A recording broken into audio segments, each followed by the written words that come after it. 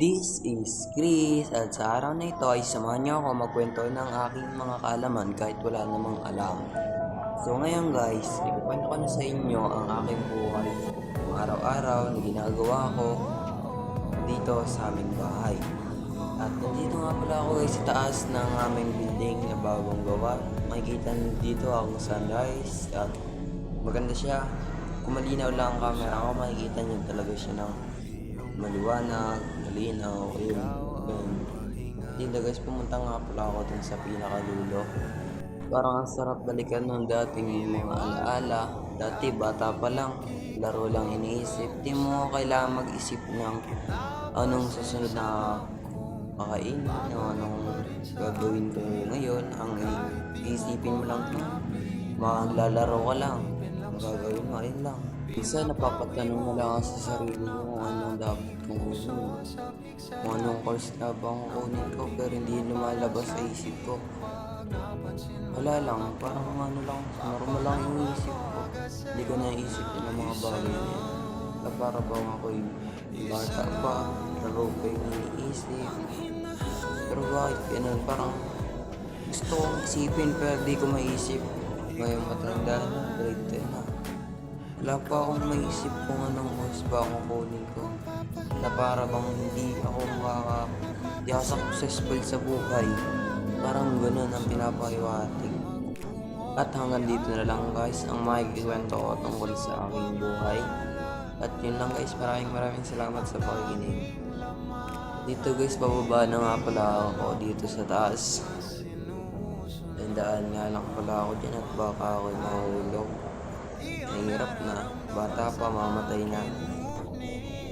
Babalik pa rin sa atin, kahit di mo ko hanapin, magbabalikin lang. At dito guys, aakyat pa sana yung isa kong aso, pero nakasalubong niya at pababa na rin siya. At dito guys, naglaro na nga pala ako dito ng basketball at ako na boring talaga sa buhay. Isa lang ang hinahanap ko, hanap ko. Ikaw raman, kung papalarin na, mapapasakyan ba?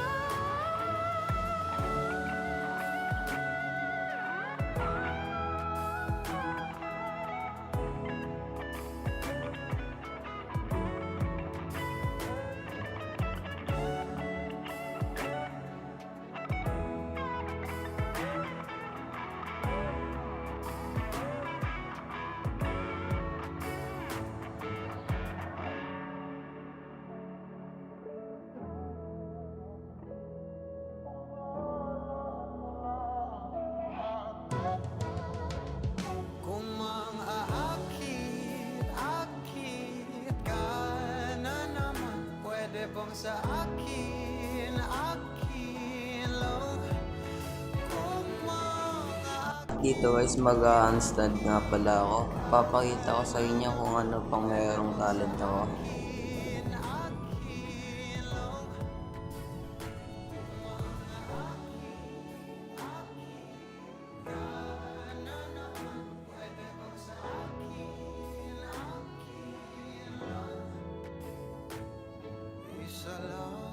At dito guys, tinakpan nga pala ng pusa ko yung camera ko.